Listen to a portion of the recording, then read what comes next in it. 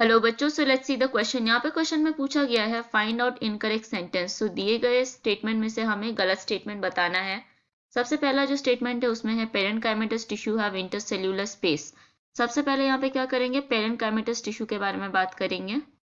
Parent काइमेटस tissue, अगर parent काइमेटस tissue के बारे में बात करें, इसमें इंटरसेलुलर स्पेसेस नहीं प्रेजेंट रहती है क्योंकि ये एक्ट करती है as a packaging tissue. It acts as a packaging tissue.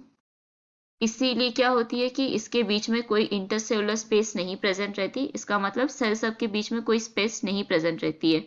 हमें यहाँ पे इनकरेक्ट सेंटेंस ही बताना था, सो ये हो जाएगा हमारा करेक्ट ऑप्शन। नेक्स्ट ऑप्शन में यहाँ पे पूछा गया है collenchymatous tissue are irregularly thickened at corners. यहाँ पे हम लोग कोलन काइमेटस टिश्यू के बारे में बात करेंगे। कोलन काइमेटस टिश्यू, सो अगर कोलन काइमेटस टिश्यू के बारे में बात करें, इसमें क्या होती है, डिपोजिशन होती है सेल्यूलोज एंड समटाइम्स पेक्टिन की।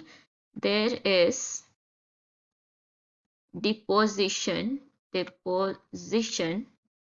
of cellulose and of sometimes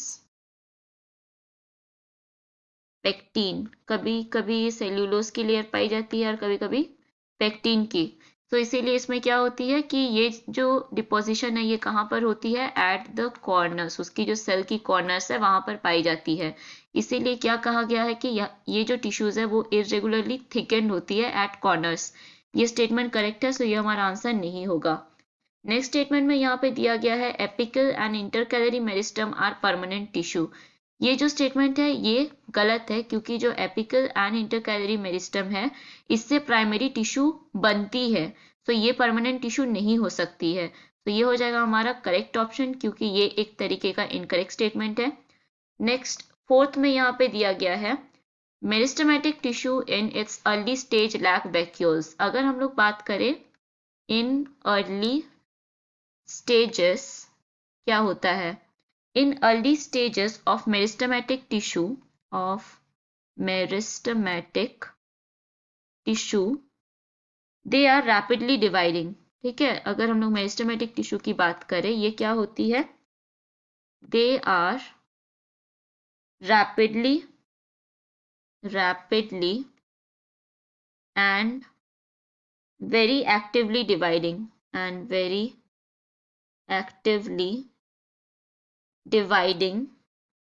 cells।